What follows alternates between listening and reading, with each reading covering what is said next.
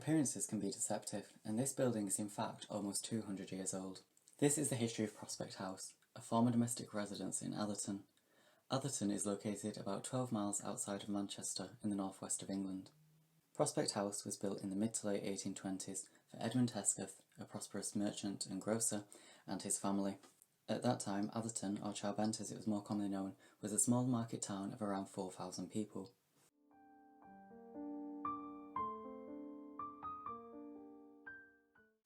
Edmund Hesketh was born in 1793 and he was one of 10 children of Thomas Hesketh and Sarah Higginson. Thomas Hesketh was a prominent local resident in Atherton and he was one of only 2 manufacturers living in the town at that time. He and Sarah and their children lived at Gibfold Farm in Atherton. Now, an interesting fact about Thomas and Sarah is that they were only 13 years old when they got married.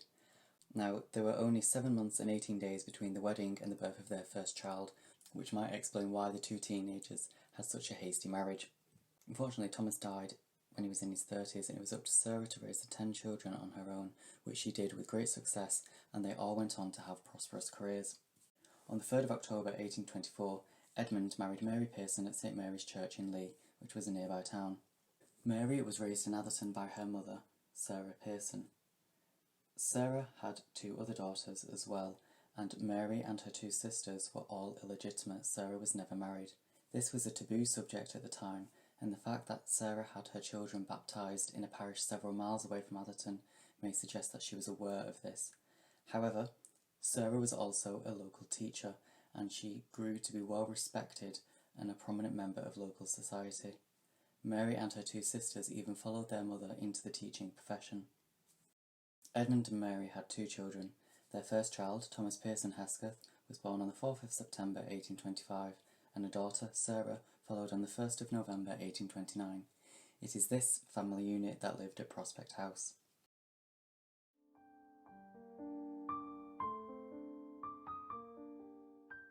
It was around the time of his marriage and the birth of his children that Edmund started to build Prospect House.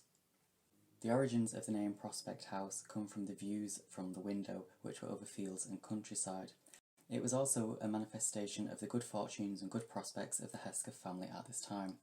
The interior of the house certainly reflected the wealth of the family. Over time, the property has been extended or altered to suit the needs of different generations who either lived or worked in the building. For example, the bay window, which is now in the front of the house, was added in the 1920s. The grounds around Prospect House, which were once a large garden with a conservatory, are now tarmacked to be used as a car park.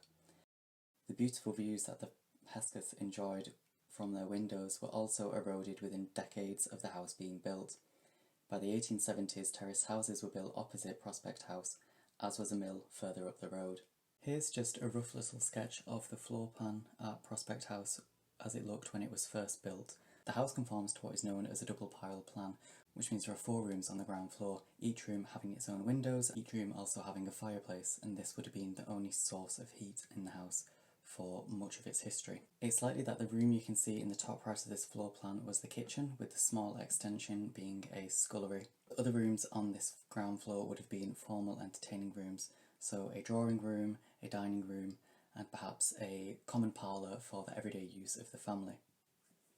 Upstairs the plan is quite similar, so there would have been 4 main bedrooms, and then this small room at the front of the house there, which is now a room on its own, but perhaps could have been a dressing room for one of the bedrooms. In this small recess you can see on the left-hand side of the floor plan, in between 2 of the bedrooms, this was a doorway which led to the attic of the property.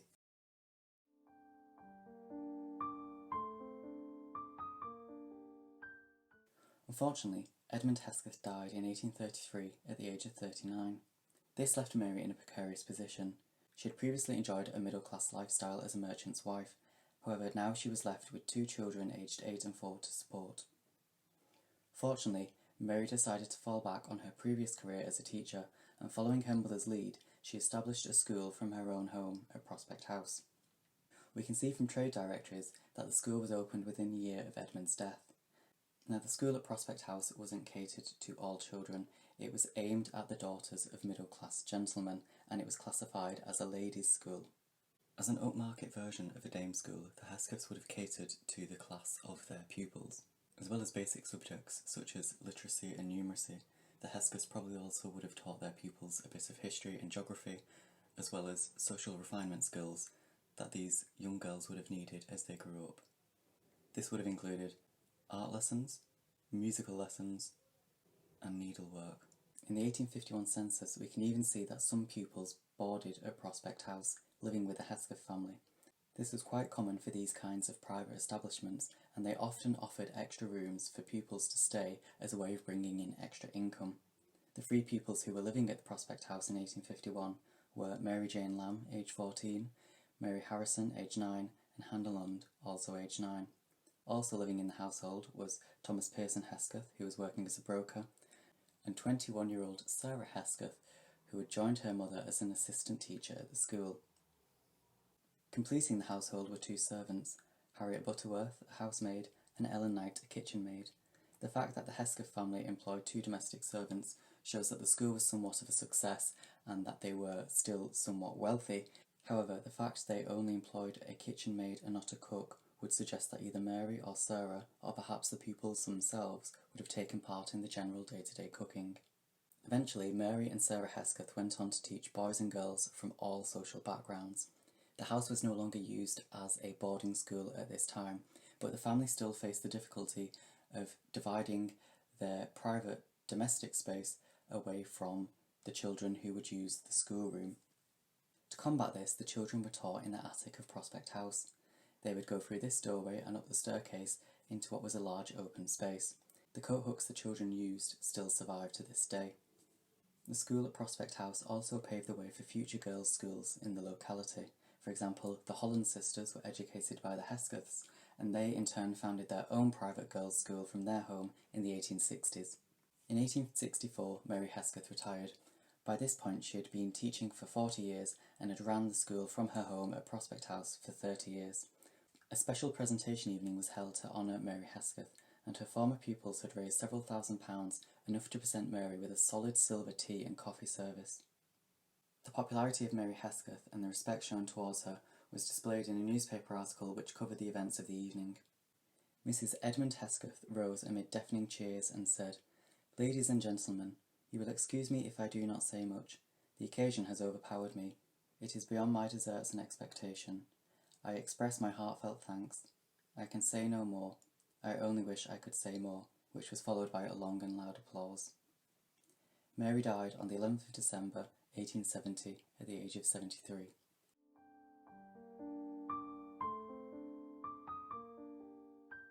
Sarah Hesketh had continued to run the school from Prospect House after her mother retired. However, shortly after her mother's death, Sarah stopped teaching from Prospect House. By this point, she had spent almost her entire life surrounded by the pupils within her own home, so she probably relished the opportunity to have a private house to herself again. Sarah also used this opportunity to open up her home to entertain her friends. But Sarah did continue to teach in schools around the town, and like her mother and grandmother, she became a renowned local teacher. Sarah Hesketh never married, and as a single woman during the 19th century, she had almost no legal rights for much of her life. She was far from the typical Victorian spinster. She had come from a long line of strong women who used their education as a tool to survive and prosper. Sarah was financially independent from her own career as a teacher.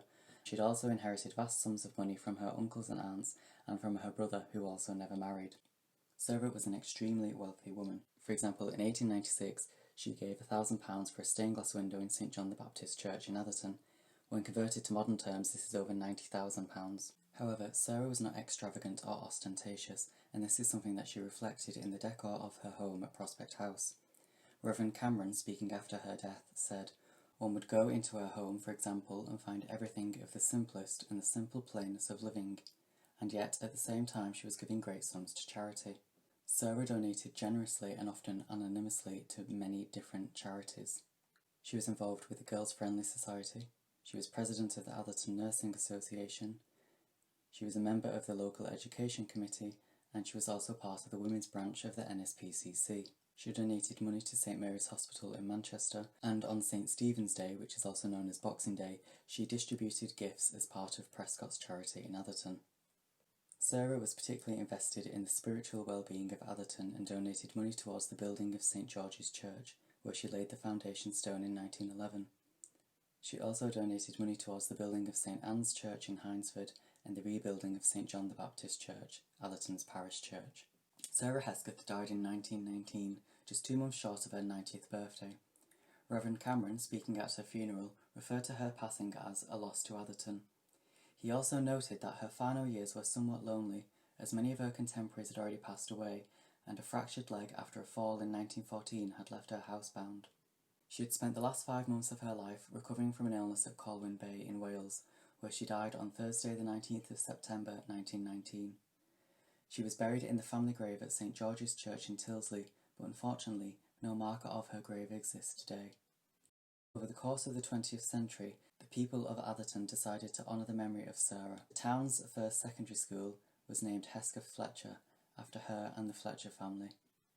The site of the original Hesketh Fletcher School is now sheltered accommodation, and this is called Hesketh Manor.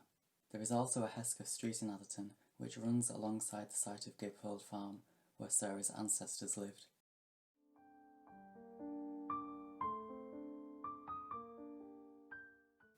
In the early 1920s, Prospect House was purchased by the estate of Lord Lilford. Lilford held the manorial rights to Atherton, and his ancestors had lived at Atherton Hall until it was demolished in 1824, after which they moved to another estate in Northamptonshire. It's likely Lord Lilford wanted Prospect House because it was located adjacent to Atherton Town Hall, which was built between 1898 and 1900. Lord Lilford used Prospect House as offices for his estate and surveyor's department, and the building was altered to reflect this role. For example, one of the rooms in the cellar was turned into a vault. It was lined with steel and sealed behind a safe door to protect any money and valuable documents inside. Prospect House was not solely used as offices. Around 90 years after Mary Hesketh turned the house into a hybrid family home and school, the building once again had a dual purpose. The last land agent to Lord Lilford was Jocelyn Ellen Robinson. He lived in Preston. His assistant, however, lived at Prospect House, with his family if he had one. In the 1930s, James Hampson was Robinson's assistant, and he lived at Prospect House with his wife Nellie. Between 1949 and 1955, Ralph Reville, his wife Doris, and children Ralph and Joan were all recorded at Prospect House. It's likely the upstairs of the property was the family's living accommodation, and the downstairs rooms were used as offices. In the late 1950s, Lord Lilford moved the estate offices to Bank Hall near Preston, and Prospect House was no longer used as a family home. It was taken over by Atherton Urban District Council and used as offices until the 1980s, when it became Atherton's Citizens Advice Bureau. In more recent years, Prospect House has been used as a clinic specialising in arterial diseases, and it was then purchased by Mark Aldred, a town councillor and locksmith. He currently uses Prospect House as offices for his business. However, in a mirroring of history, over 185 years after Mary Hesketh established her school at Prospect House, the building is once again being used for educational purposes. Mr. Aldred trains his locksmiths on site. Prospect House has proven to be a very adaptable building, and this has helped it survive over the past 200 years. Who knows what the next 200 years will hold for Prospect House?